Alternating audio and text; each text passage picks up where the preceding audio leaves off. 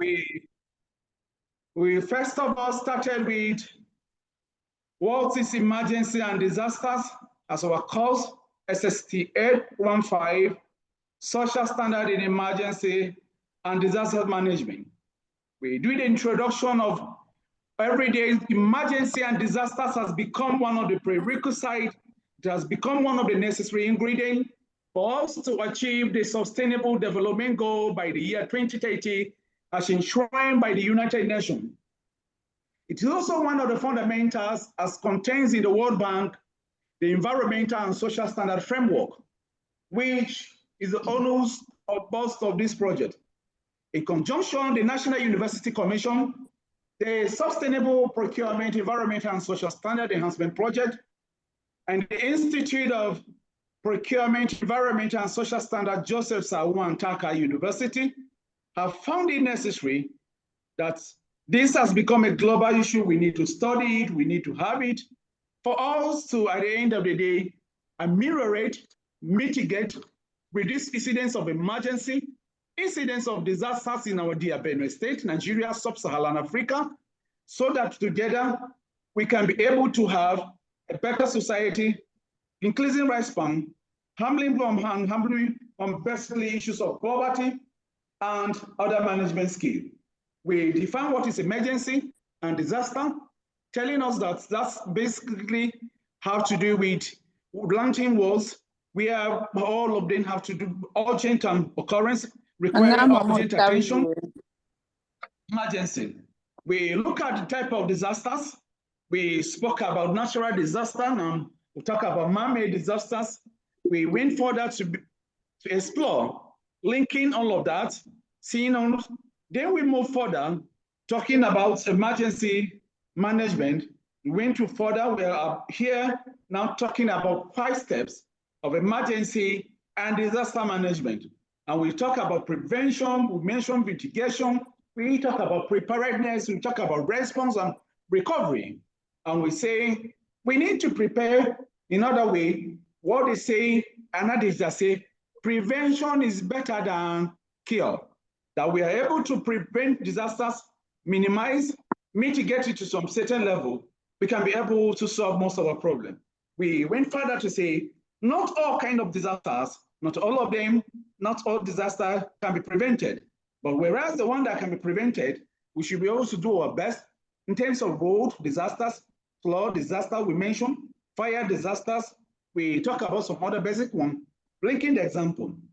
Now we'll be looking at preparedness, emergency preparedness. We ask that, most of us, let's put it this way. When we put it this way is that, how many of us, how we can prepare for disaster? We mentioned where we need to make a plan. It was the distinct professor that say, he who fails to plan is planning to fail. So all of us need to plan ahead of disasters. In our home, in your kitchen, you have to plan ahead. In your bedroom, you have to plan ahead. You have to make sure you have a build-a kit. That kit we have there is expected that most of you should have a first aid kit containing the basic information.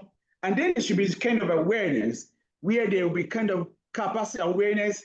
We mentioned such all the agencies that are involved in creating awareness, including the academia, where we are. We can see a kind of a response change. From example, from this picture, just look at the picture here. You see that an emergency, a disaster has come. There's what we call evacuation. They are trying to evacuate from what we can see from the pictures here. They're trying to make sure what we need to do, in first, where we need to respond is that we are going to evacuate this kind of people to safety, where there's a safer place. For example, when there was a disaster issue or an emergency that happened, we are giving example of our backyard here, Ayere Water. The people were evacuated. They were moved. Some were moved to Ichwa IDP camp, some to the international market IDP camp. That is what is expected. This is in line with the protocol. It is in line with the procedure. It is in line with basically what we need to do in terms of disasters. And there's also what we do as we go further. I'll be showing you what is expected of the Emergency Management Agency, what is expected of the volunteer group, what is expected of the individuals, how they are expected to do, and the basic to ensure recovery. And the recovery, we say there will be a lot of unexpected happening. It could be unexpected updates. It could be service. It could be fire damage. It could be error. It could be issues of server. Server may not be responding, like in the this kind of program where we are using digital and computer. You can have an emergency where your phone is not responding, your computer is not responding. What should be done? Human users error. It could be human users error. Then it could also be power. It could be power damages. We have this power outage.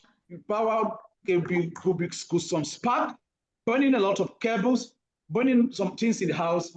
All of these need to be prepared. And when you prepare for your response, you have what is known as a response team.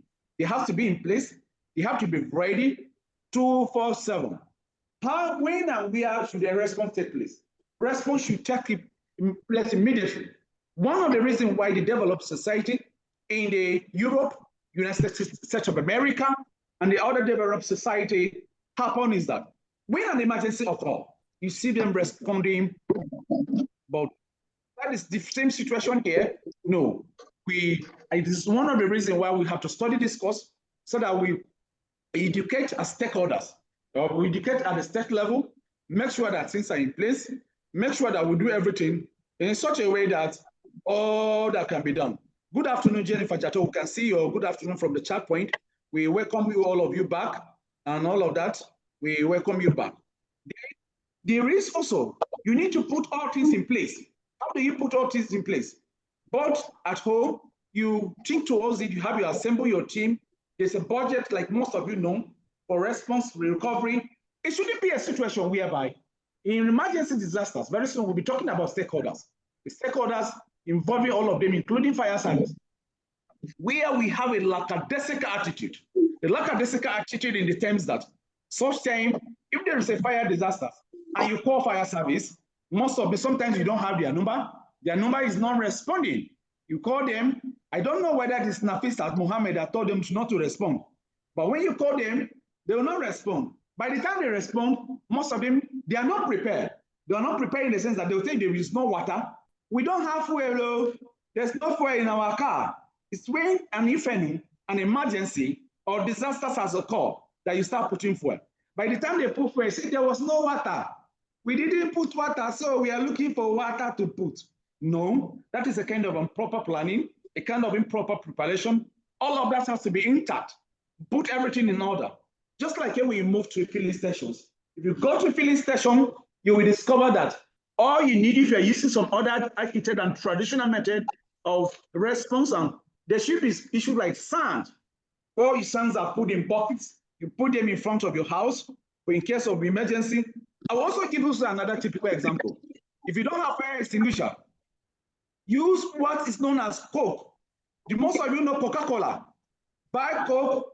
Why most of you see me, anytime you see my car, but also you see Coke in my car, is that if you don't have fire extinguisher, Coke is another alternative. If there is fire, just pick up Coke in your car, shake it, because of the carbonated drink and the carbonated nature of the composition of that Coke, you sprinkle it. By the time you sprinkle it on the fire, or you sprinkle, everything will just quench immediately. So these are other traditional method. Thank you very much, sir. Thank you. It's a good one. You for that. At this point, I will ask you to Oma. So, Oma, what are other local system or traditional method or responding to other disaster that you know that can be beneficial and useful to us? Hello, sir. Can I say one? Hello, sir. Yeah. Can I say one? Yes. Water, you mix water with detergent. Water with detergent. Yeah, very good. Jemima, Jemima, very good. Hello, sir. Can you hear me? We use go ahead. Yes, sir. You can use any of these sand around, either sharp sand or normal red sand. Once the fire is in control. You can use your sand and all of that. Very good. Yes, sir. You can also use wet sand. Sand that is wet. Hello, sir. Wet sand. You can remove all inflammable things around so that the fire will not escalate. Remove inflammable things around so that the fire will not escalate. Sir. In the kitchen, you can use a wet towel and cover the gas. very, very good chagu thread. Very good chagu. You can just wet your towel in case of gas, in case of smoke, all of that. Wet your towels, you can smoke majestically and just cover it. By the time you cover it, it's mostly most of the from the how we've had from the smoke, from the most of the control point, most of all of that will be gone. So these are the tips, some of the basic tips. You know, who wants to say add more? We talk about emergency apply that can be managed by the available resources in the country. We talk about, remember, we're giving another emergency versus disaster again. We say another difference between emergency and disaster is that emergency can be handled or can be managed by the available local resources, not involving much. There's no need to request for external assistance. Most of it, there's any car crash, you don't need to request when you begin to call the NGOs, international organization. You don't begin to do all of that. No, if there is disaster management applied to events that are managed by local resources and need external assistance. Sometimes they require very bigger assistance in that kind of situation. And all you need to do, we mentioned in the letter, we mentioned that when preventing disaster and calamity and all of that, we talk about some basic issue. Now, this sometimes look at an exam question because what I'm here, all this, beyond all this different, the course is a bit important and wise. So you have to be very cognitive. We are all of you, we pass and pass well.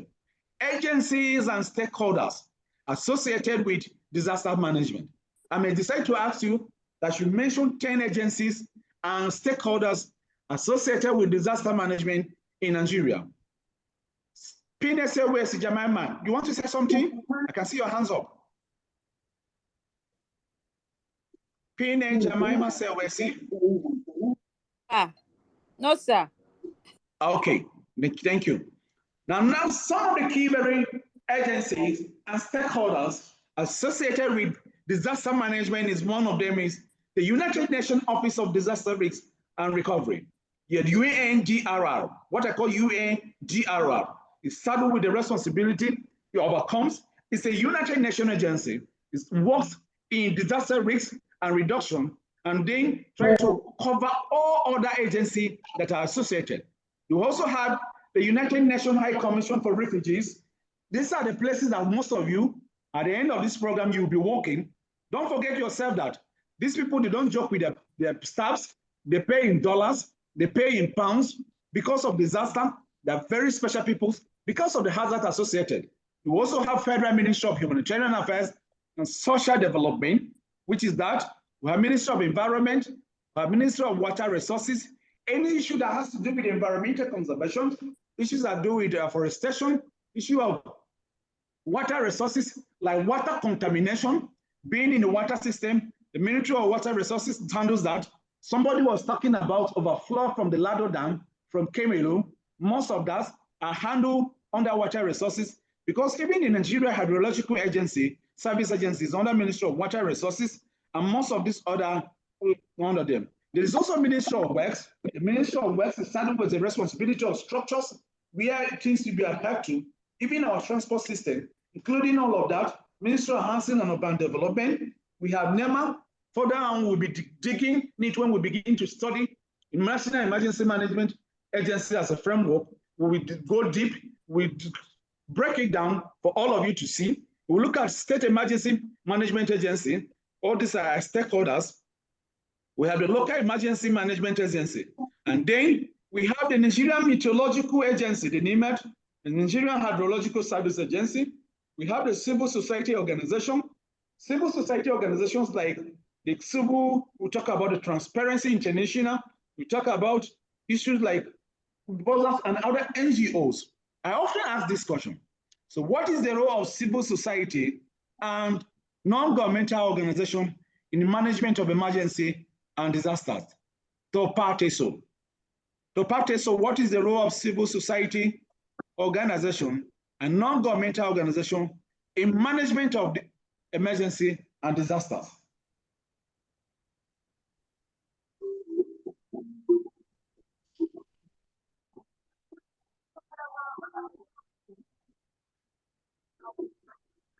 Who can answer that?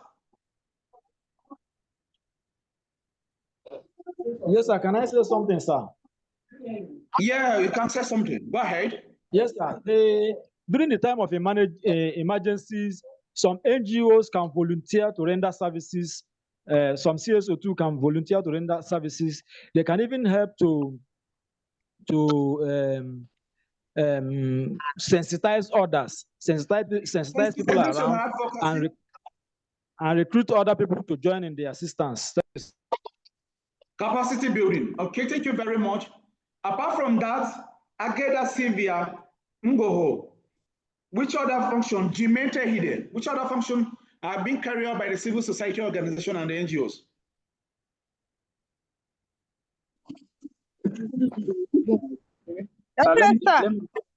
Okay. Yeah. Ageda Ngoho Sylvia. Now we're asking the role of civil society organizations and non-governmental organizations. What is their role in emergency, in the management of emergency and disaster?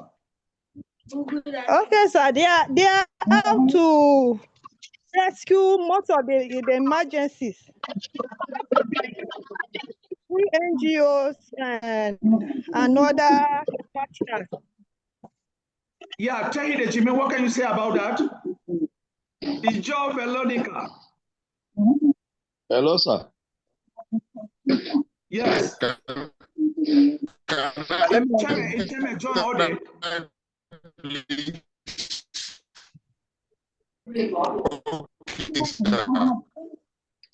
Mute your speakers.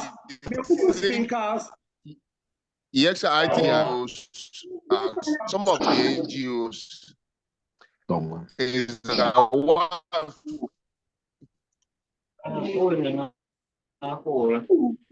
that can be an exam question.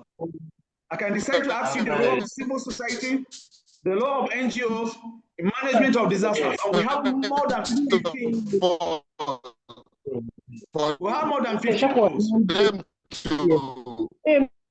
To checkmate the activities of the area, like my brother was just giving an example.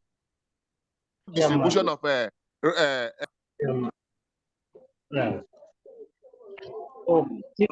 sir. Of resources. Yes, sir. Welcome. Hello, sir. Welcome.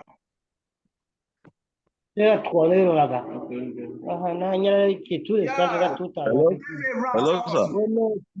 Hello, sir. Tiokura, sir. Yeah, okay, sir. And Hello, sir. one of the roles of the CSOs is that they are aside also contributing to alleviate the sufferings of either IDPs when there are emergencies. They also try to checkmate the roles of even other sister agencies or even government to ensure that what is required to be done to address emergency issues are adequately in place. Thank you very much, Fariam. Okay. Yeah, opinion. Okay, opinion. Okay, you want sir. to say something before? Okay, civil society organization. They also promote social welfare. Huh? They also promote social welfare and advocate for human rights and foster government good governance to the citizens. Okay. That's my country. Thank you. Yeah, Fayam, you wanted to say something? Okay. So,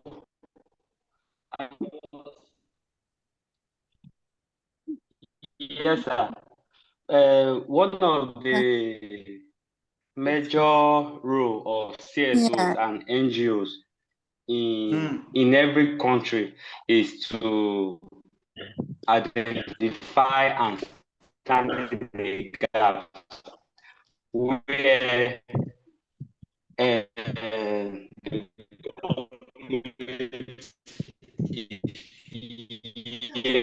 to respond.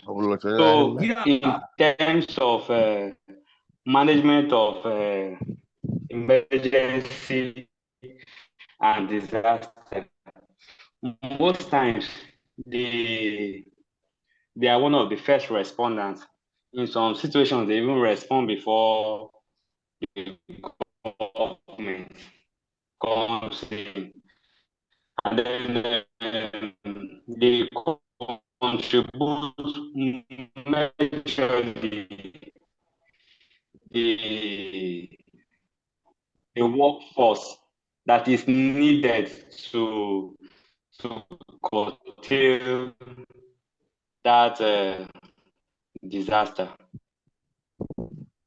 Okay. Thank you, sir. Thank you. Ijo Veronica, what are the other roles? There are more than 15. Can you mention one role of the civil society organization and non-governmental organization in the management of emergency and disaster? Veronica John. Jennifer Jato, can you mention one? Sir, let me also contribute on this. Okay, go ahead. Okay, first of all, I'd like to say that the integrated disaster management, or what to call disaster management, in the structure or the cycle where you have preparedness, response, recovery, and mitigation. The role of the civil society organization and NGO cut across this cycle. If we talk about the preparedness, which involves the activities prior to disaster, some of these civil societies and NGOs participate in such they create awareness and sensitization to the people. Very good. Very good. To educate them on impending disaster so as to avert it. And then if you come to the second one, the response to some of the NGOs or some civil societies also are involved in the response to a particular disaster. And you know, when a disaster occurs, in the response, there has to do with the search and rescue operation. Like the Red Cross are involved in that search and rescue operation. That's on the second one. Then on the recovery aspect of it also, we have also some NGOs and some civil societies that are involved. This has to do with providing temporary houses and also maybe some giving them grants and all that. We also have some NGOs and some civil societies that respond to disaster in that magnitude. They provide for the people, they give them grants to at least augment their standard of living. And then in the mitigation, which has to do with activities that reduce the effect of this disaster, also we also have some vessels and NGOs also that are involved in this thing, and they build and then they try to see how the people manage whatever situation they have encountered. That's what I can contribute. What about provision of relief materials? I want to add to what he just said. Yeah, I think we can tie it down to humanitarian services. Okay. Now, Abu Emmanuel, what's the role of the Federal Road Safety Corps, Fire Service, Army, Navy, Air Force, then police, Nigerian Security Defense Corps, Nigerian Immigration Service, and others in the management of emergency? Abu Emmanuel. All right, sir. Good afternoon. Good afternoon, Abu Emmanuel. Yeah, to my own understanding, I think one of their major roles is actually to ensure that the law and order in the country are actually in place, and then to situation, who is not trained to actually go and then try to tackle situations. But these people are trained personnel, and then they have the skill and the ability to make sure that the right things are in the right places. Yes, sir. Okay. Can I say something, sir? Explanation very well, please. Hello, sir. Who else has another contribution there? I didn't get Yes, can I say something, sir? It talks about ensuring. What is the role of paramilitary? The role of military. Mute up your phone, please, from the background. If you're not speaking, you should be able to mute up your phone and rest up your hands. We are talking about the role, we're talking about agencies and stakeholders involved in disaster management. We started from the United Nations, Department of Disaster Risk and Reduction, went back to the Ministry of Humanitarian Affairs webcast. We talked about Nigerian Hydrological Agency.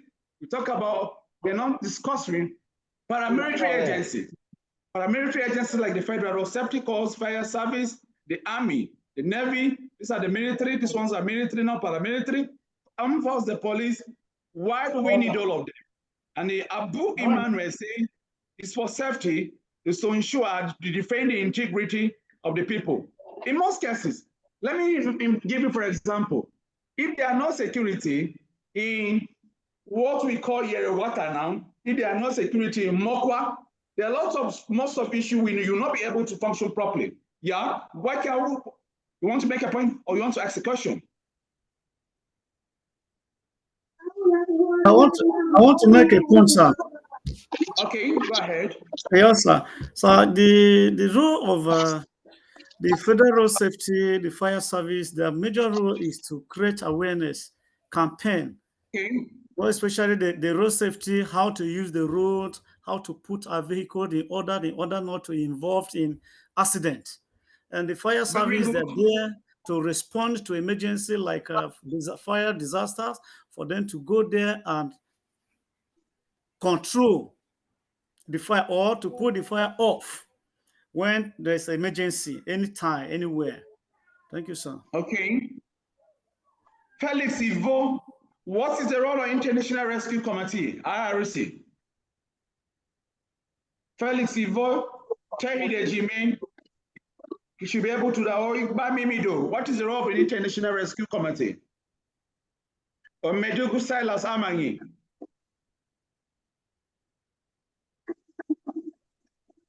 What is the role of International Rescue Committee in management of emergency and disaster?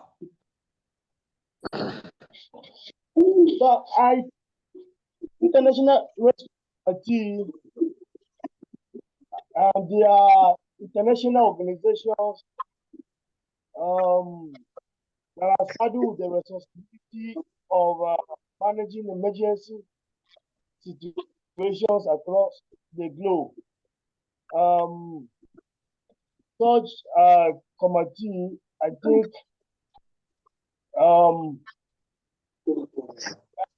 organization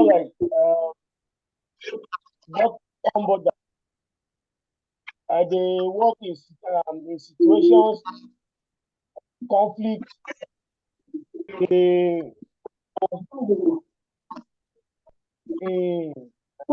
like happening in Gaza. They are there to rescue victims, take them to provide. Okay, thank you very much, Felix Ivo. Uzoma, you want to say something?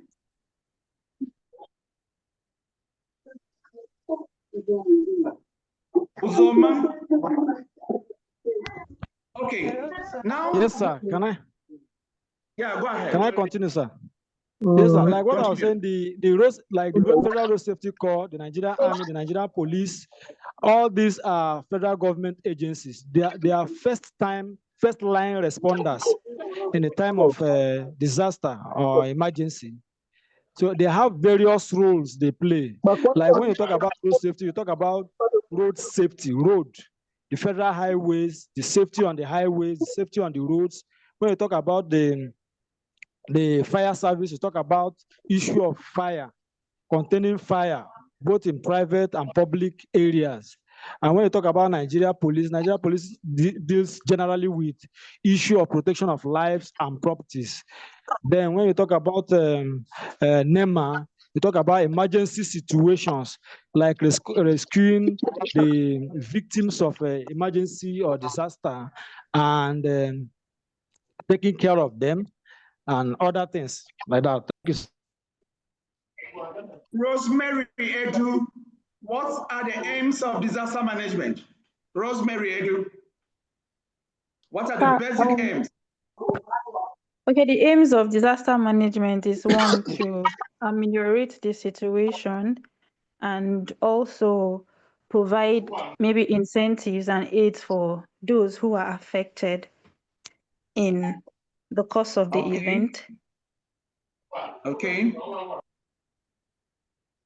All right, thank you. Abu Andakula James. Abu Andakula James. What are the other aims of disaster management?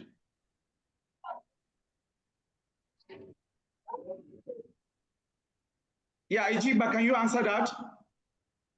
Jiba Augustine, what are the other aims of disaster management apart from reducing?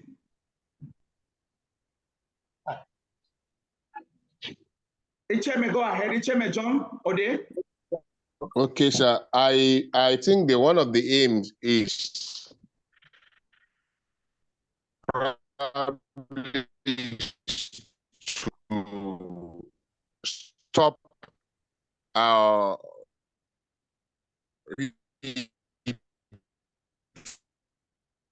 from happening. John, one of the other aims of disaster management is to assure prompt and appropriate assistance to the victims, providing living materials, making sure that we achieve proper planning, just like we said earlier. Plan properly, there are some of the disasters that we can stop. Again, you reduce them to a minimum level. Thank you very much for your contribution. Thank you, Chairman John Ode. So it also restores peace. It also restores peace to the situation. Yeah, we discussed about that. We mentioned it. Okay, I think my network was bad. I didn't get to hear it. So, one of the basic aims of disaster management is rapid and durable recovery. Rapid and durable recovery. Disaster management makes sure that the mirror carrying out a kind of durable recovery and livelihoods. You make sure you provide, after the management, recovery and response, ensure that the people go back to normalcy. That is where issue of resettlement, issue of compensation comes in, issue of making sure people's lives, people's livelihood, employment, mode of sustenance where it has been destroyed, it can be restored so that they go back to life. For example, if they are farmers, you provide them with inputs. If their houses have been destroyed, it's not the issue of favor. It is not the issue of I beg you. It is natural. It is the what is by law, disaster law, that these people should be moved back to their ancestral homes. You restore peace. Remember, one of the fundamental and the objectives of government, why you are in government, is that to ensure and property. When you swear an oath, you say, I, Icheme, John Ode. Those solemnly swear, I will protect lives and property, and they ensure welfare. So likewise, it's the issue of disaster management. They are to ensure welfare of the people. They are to make sure lives have been restored, embarking on durable solution. Recently, embarking on cash program that can be able to ameliorate or reduce, if not all. There are some mitigation of disasters. Remember, we mentioned it later. We discussed we have permanent reduction of the risk of disaster, from primary mitigation to reducing the presence of the hazard, to reducing the vulnerability, to secondary mitigation, reducing the effect of those hazards that is associated. Then, by the time we are able to mitigate all of these disasters through preparedness, we keep on repeating is that preparedness is continuous. You have to prepare, keep updating yourself, keep upgrading. The measure that ensure organized mobilization, personnel funds, equipment, and supplies within a safe environment for effective relief. Response, we ensure that the activities are implemented, they have impact to disaster in order to assess the needs of the people, the needs of those affected, the needs of the vulnerable, reduce the suffering. You should make sure the suffering of the people should be reduced. Those that you see along Daudu camp, Ichwa camp, you move behind modern market. If government is not doing enough, if the private sector is not coming in, you can see that most of the time it's the social media, the NGO, or the volunteers, where you have the people like the Very Dark Man, VTM, the Okankurus. You can also have some of you here as part of the response to disasters. We can have the Ejiba, the Chemens, the Edus, so that we can contribute in part of reducing the suffering of the people. Because in management of emergency and disaster management is everybody's business. You make sure you limit the spread of consequences of these diseases, open the way. It's part of managing disasters that the government is in own wisdom. You can see that those with ailments and diseases that can be transferred from one person to another, most of the times are quarantined. Where they are not quarantined, issues like HIV and AIDS, as part of the pandemic, they'll be minimized to mitigate. As part of mitigation measure, they are giving drugs. Where those drugs are given free of charge to make sure that you can reduce the vulnerability. And that's, you can contribute to the gross domestic product, you can contribute to the response, you can contribute to the economy, and thereby through revenue, so that our society can be better. We talk about elements of disaster management. We still mention them. Besides the order of response, they are also like the steps. And then you look at the disaster management leading activities in the literature. You look at this diagram, you have the disaster mitigation, you have the response, you have the pre-disasters, and then you have post-disasters. If the disasters has happened, before it has happened, things that should be done, where there should be hazard assessment, where there should be vulnerability engagement on all of that, and then after the disasters, post-disasters, there should be rehabilitations. We will handle rehabilitation. There should be recovery. You have to make sure that the people are empowered in such a way, in a very wonderful manner that can be done to move ahead. We ensure that short term, we look at now the short term and the long-term effect of disasters. What are the short term and the long-term effects of disasters? The immediate, the remote, the aftermath of disasters that include mortality. We talk about mortality, you're talking about a lot of deaths. You have a lot of death rates. Then there's this kind of demographic recovery, land loss, capital destruction, economic crisis, blame game, scapegoating, social unrest, long-term structural consequence, society collapse, economic reconstruction, long-term demographic changes, reconstruction, reforms, social changes, and redistribution of resources. So by the time I'm able to ask you the effect of disasters on individuals, the effect of disasters on family, on community, the society at large, you should be able to explain to me that these are effect. The loss of land. How can one lost land in disaster? Ijiba, Augustine. How can this be an effect? How can one be lost his own land in the course of disaster? Ijiba, Augustine. Then what can you explain loss of livelihood and loss of income and capital? Back to Jiba. Jiba, Augustine. How is the loss of land? How can we lose land, and how is that a kind of effect on the short and long-term effect of disaster management?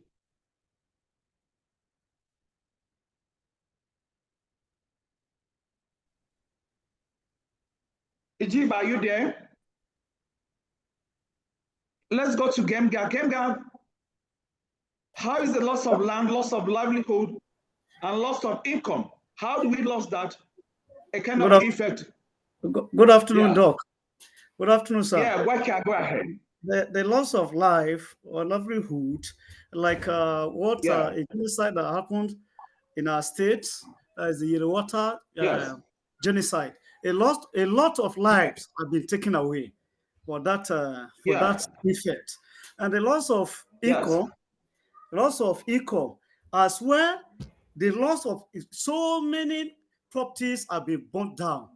There, the land, the animals, the buildings, some of our farm produce have been affected. That's infinite. Then the loss of capital, income and capital is the same thing. The lot of things have been damaged there. Those people, they make sure they burn the houses, they break them, they burn our farm produce, the yam, the rice that have been stored for future use. They set them ablaze. Thank you, sir. That is very true. Thank you very much, Wakia Gemga. And we go back to your base name. Your base, how can loss of job, high level of affect, or is a kind of effect in emergency management of disaster? How is loss of a job and extensive social disruption, unrest, as a kind of impact or effect in disaster management? Your base name.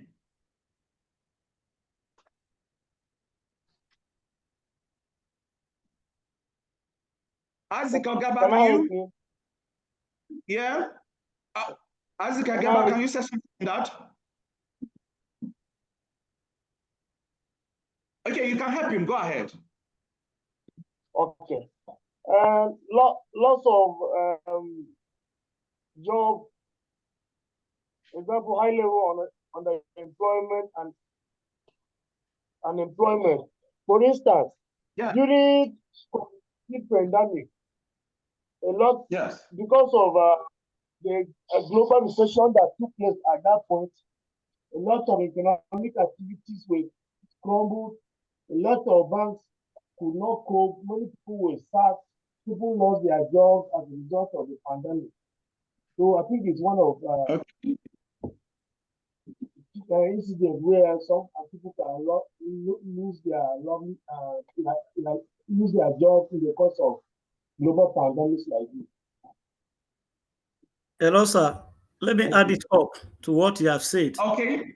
Yes, sir. During the COVID-19 pandemic, there are some offices. There are some offices that locked down completely, and there was the lower cadres. They were not even allowed to go to office, and that leads to some of them they lose their jobs. Very good. There were some businesses that were affected as a result of the pandemic.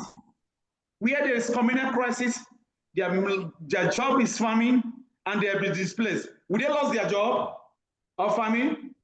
Yes, sir. Yes, sir. If they are displaced, they will lose their jobs or their family. Some are farmers and all of that. And there's what is known as society collapse. By society collapse, we discover that in the course of these disasters, in the course of the emergency, people are transported from one place to another. Children may mix with children of other people you don't like. You have places of worship.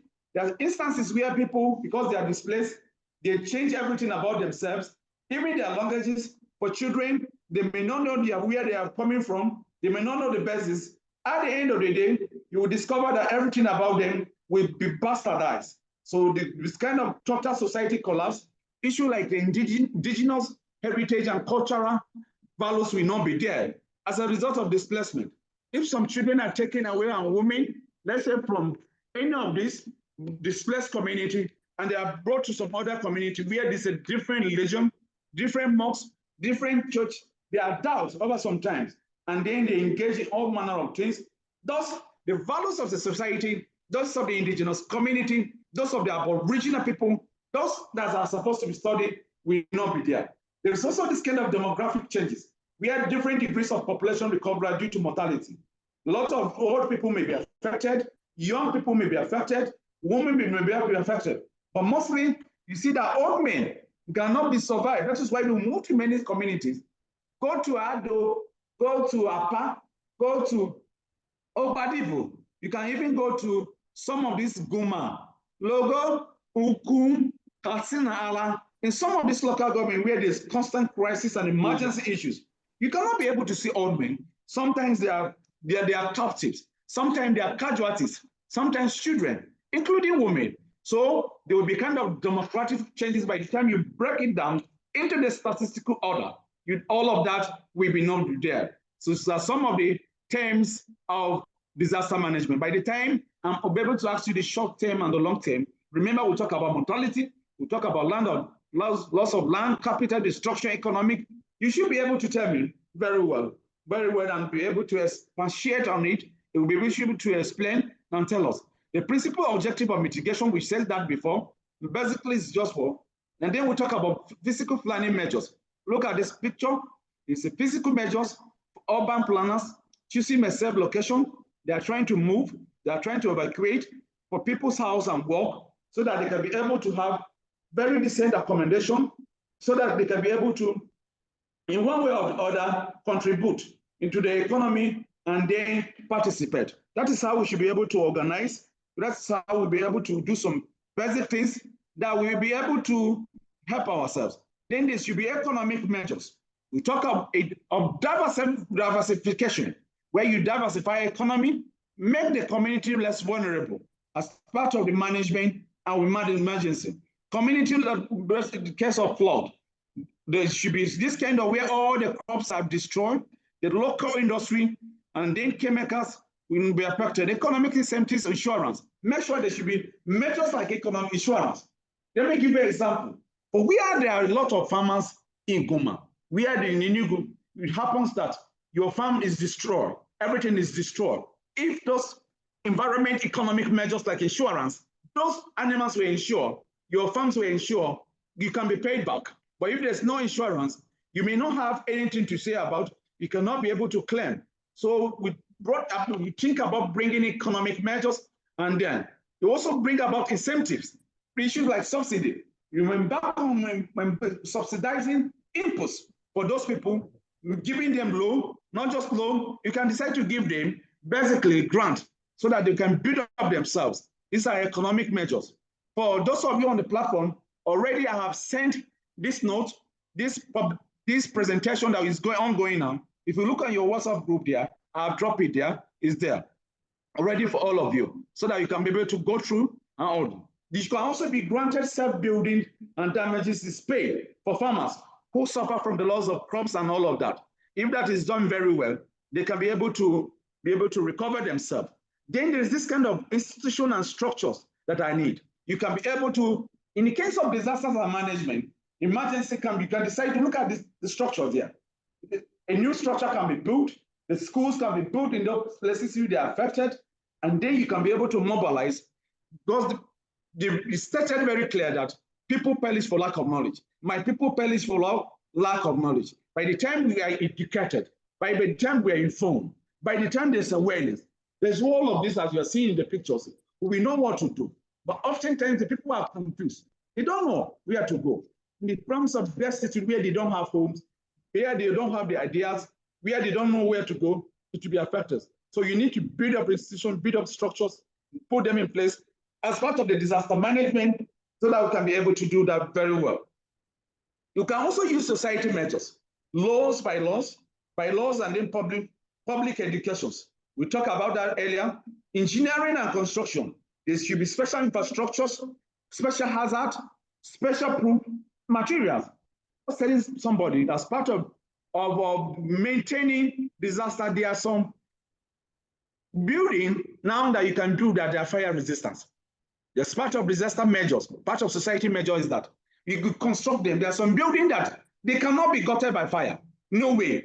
Even some roof.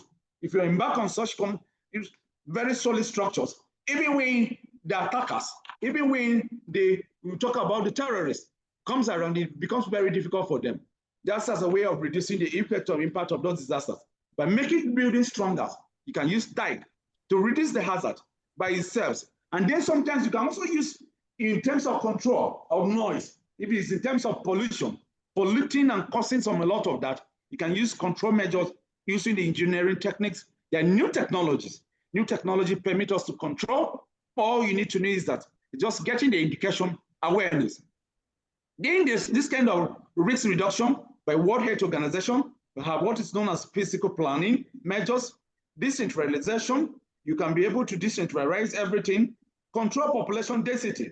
When you control the population density, design of service, you need to also be kind of land use regulation.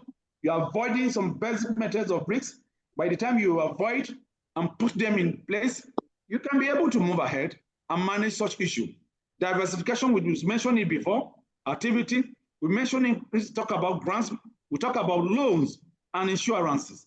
By so doing, we can be able to use, remember we mentioned the economic measure. And I'll put it to you. Let me put it to Abu Mimido.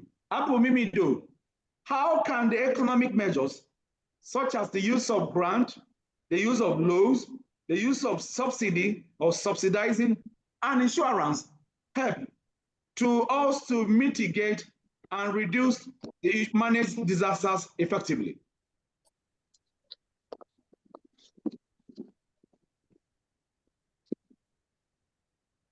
Hello, Abu Mimido, Chagu, Ted. Let me give go ahead. Let me give a answer. Okay, so there's what we call rebuilding for resilience. Okay, thank you very much. Yes. Rebuilding for what? Resilience. Let everybody hear that. Okay, very good. Okay, so when after a disaster, giving them money and other things help. For instance, people whose houses were burnt, and then they were giving money, for instance, to build, or organizations come back to build these houses for them. They now use these certain materials that cannot be easily burnt, like the ones that were burnt the last time. That's on one hand.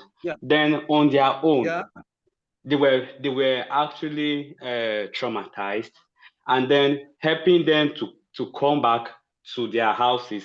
They will now, with the monies they have, they will be able to build their own houses. If it has not been built for them, they'll be able to start farming again, for instance, or some will even build a different business altogether. Now, there's something we call a positivity inside of negativity. There are some people who were displaced in 2018 that are currently house owners right now. So some of them, they have moved, and because of that, where they couldn't even access education, they have moved from the rural areas, and then they can now access education. So when you give these monies, it helps in, and it ensures that they don't go back and then they are looking frustrated. At least it helps in starting from somewhere. Thank you, sir. Thank you very much for that robust contribution, Fire. Yes, sir. Now, I go back to I'm up. To Teve Raf Chokula. Teve Raphael Chokura, how can research, education, and training be of very great assistance in management as a managing measure in emergency? Management of emergency and disasters. How can research, education and training? Research, education, and training will have great impact on in managing or mitigating disaster management, because it will be able to bring out the problems and solutions, and we'll be able to also train people to be able to understand the needed interventions, the needed requisite approach that will be able to mitigate or reduce disaster management. That's my take. Thank you very much, Raf Chokula Teve. Teve is telling us education is power, that in research, continuous research and findings, education and training will be a kind of an upper hand in Gulf one emergency of the other. It is often agreed and it's documented in archives that people who are more educated, who are more trained, who are more exposed, who are more experienced, have the more capability. Because when you see together a lot of the crossbreed and people who remain in what I call in the cocoon, when they remain in the cocoon or in the dormant stage, you'll discover that they may not be able to have this kind of discourse we're discussing here. So when we have technical expertise, and then by strengthening the capacity and the capability of the local communities, by ensuring that, education and training will make sure that you can even have security for people and such places. Then there's this kind of society measures, where society measures, you have public information campaign, education team, you have disease centralized about hazard, you have community involvement, and this kind of drill. By drill, we simply mean all training that involves physical training, so that nobody is sluggish.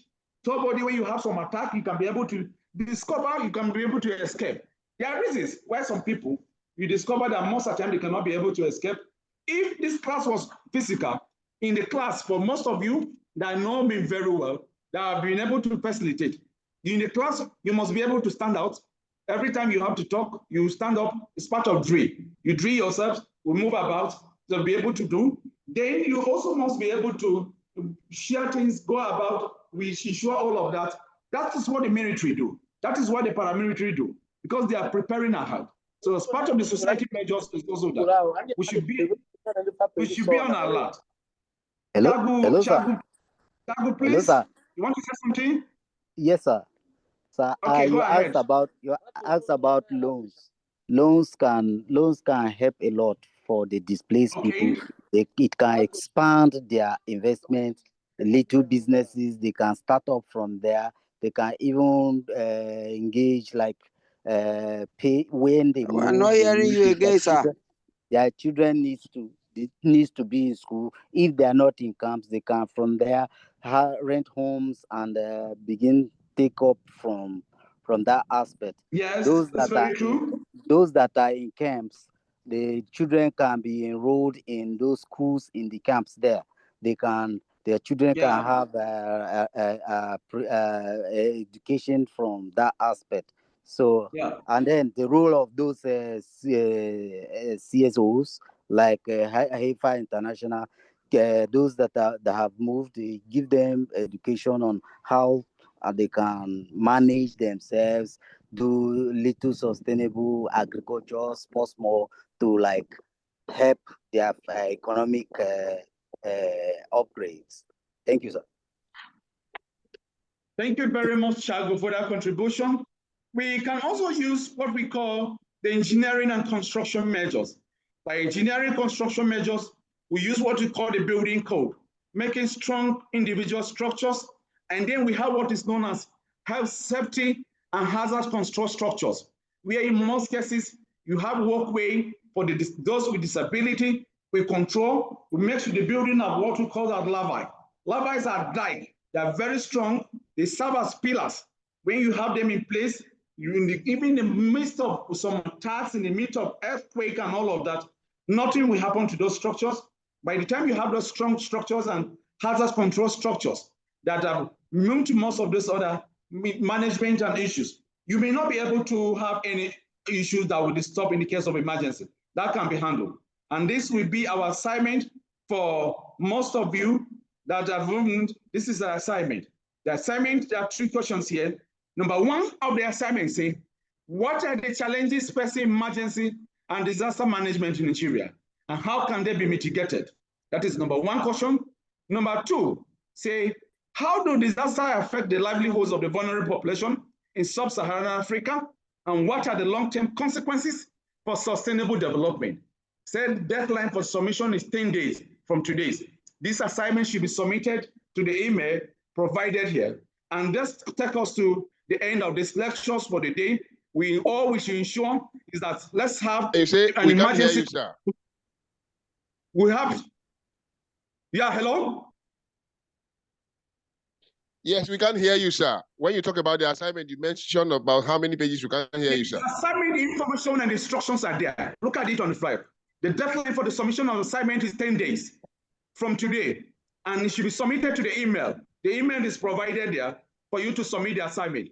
Make sure that assignment should be submitted within 10 days, and that should be. What game? Can I hear from you? Hello, sir. Hello, sir. Okay, sir. Please, I'm speaking on behalf of the class, sir. That we have some assignments that have some deadlines, particularly for next week, about 5. So we are pleading that if you can, you should extend the days for us so that it will allow us time to complete the assignments and then also do yours with quality. Hello. Yes, sir. Hello, what game? Hello, sir. Are you there? Yes, sir. So I'm here. Are you there? Sir? Yes, sir. So I want to. How many days?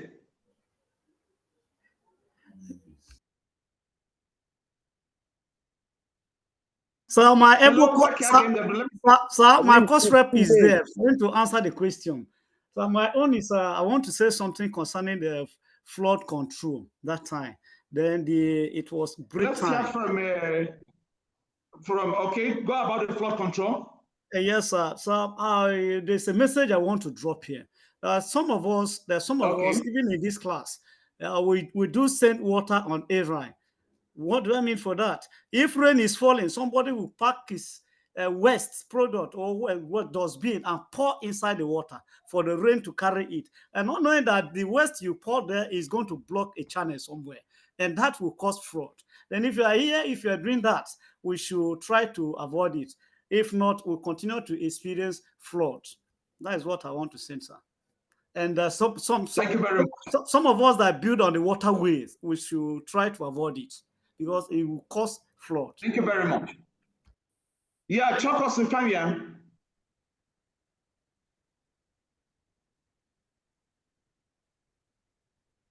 Chokos Ifaniam, your hands is up. You want to say something? Sir, good afternoon. Is the cost rep that was good afternoon. Yeah, I can hear you. Sir, one person please. That was the point I wanted to make. And then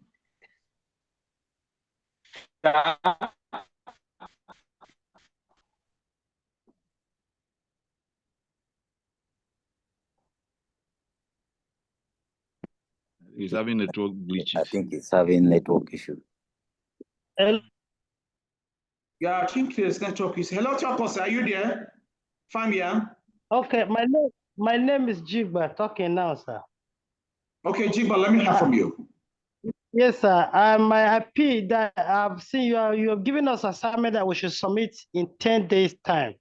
So I'm looking at we have so many assignments lined up, and this week and next week is our lectures. Majority of us as our lectures. So I'm pleading that extend the time to 31st so that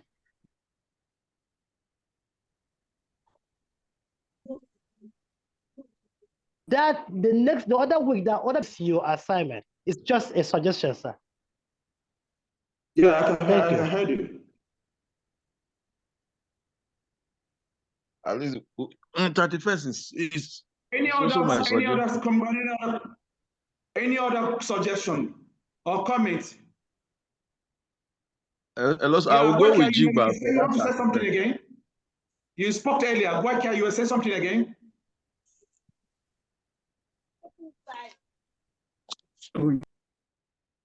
Hello, sir. No, sir. Yeah, Abu Emmanuel. Yes, I was actually wanted to make a contribution on the role, the impact of education to disaster management before you can still go ahead and do that. All right, thank you, sir. So I was going to say that the role of education to disaster management can actually not be overemphasized, because without education, sir, I don't even think there will be a need for disaster management. I don't think the idea would have actually even be debated at first, because you need to be aware, you need to be knowledgeable before tackling some kind of situation. And then over the years, the research and everything has actually helped in shaping the method of meeting approaches when it comes to disaster. For example, now, like, there are so many equipment, technological advances that have actually been in place. For example, a situation where cases or events are actually happening in a particular place, and then they need to really ransack that area to know things that are happening. There are actually things that, for example, there's an equipment called drone that could actually be sent to place like to check and then to scan the area to know what is really going on. But the challenge, sir, is that I don't know what's really the setback for our country, Nigeria, because things like this are actually not put in place. We actually we study and then read on other things. Exactly, that's what I was talking about. Yes, sir. If there's a way out of all this thing, because it goes beyond us knowing about all this thing, but the implementation of it actually not put in place, sir. Yeah. Thank you, sir. Lack of political will. Lack of political will. Yeah, that's lack of political will. So we are rounding up for today. The assignment in disasters and in management, let me make it clear to you. We don't condone lackadaisical attitude. This is a master's program. This is a postgraduate program. And you should be able to be up and doing. Already there's a lot of concession that's been granted, has been done. And then time is ticking. We don't have that on our side. We don't keep postponing issue. We've had a lot of postponement, definite postponement postponing a lot of issues when we handle emergency and disasters. All I can do is that I will add 5 days. 5 days, today is 15th of July, 2025. On the 30th of July is the deadline. Instead of the 10 days, it's 15 days. And let me make it clear that please, if okay, sir, thank you, sir. If you have to build on the management, you make life very easier and make it easier for yourselves. And there's only 5 days that we add on that. And the deadline, I'm repeating again, no day we exceed. You make sure you submit your assignment. I monitor submission from the emails, just like you know when you have dropped, when you have everything. And then it should be a very standard assignment online. Standard in the sense that you make sure you provide references for your assignment, and every reference should be consistent. If you are using Upper Star, it should be consistent. If you are using Harvard Star, it should be consistent. And then you should also ensure that you give some copious local example. If you are using AI, you should be able to humanize it and make it very clear. Thank you. And if there's any no contribution, if there's any comments, there's any questions, my number is there, my email is there. For students like you, I take question 247. Anytime you can ask any question, as long as it's pertaining social standard in emergency and disaster management. Thank you, and God bless all of you. Attendance, sir. We've taken attendance. We've even been monitoring. Thank you, sir. Where they should be able to take the pictures, the central systems, the ICT people are taking that. I've been doing that effectively. Be rest assured that this class is too small for me. Ask students I take. When I take students, sometimes I took yesterday an online class, they were about 276. It composes some ministry, but I was able to handle all of that. You are just very few here. I know who is in this class. I know who is not around. I know who has not contributed and all of that, because in emergency and disasters, we are conscious of all of this. Thank you, sir. So very well, sir. Thank you very much. Thank you, sir. Thank you, sir. Thank you, Thank you very much, sir. Welcome. Thank you. Thank you, sir. That's a nice Tomorrow, break.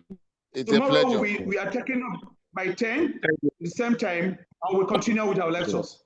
It's okay, sir. Check All your right, notes sir. on your WhatsApp group.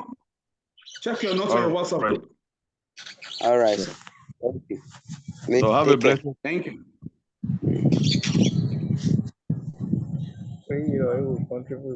Have a blessed day, sir.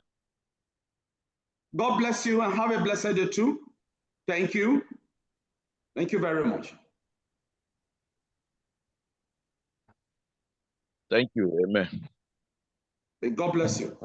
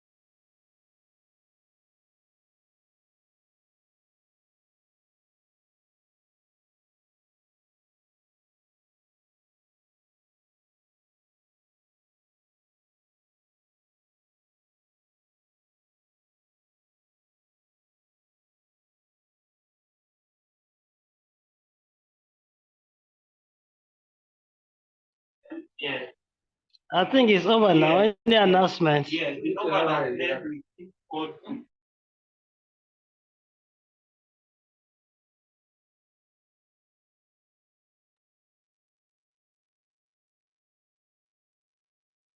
Jiwa, you can make an announcement.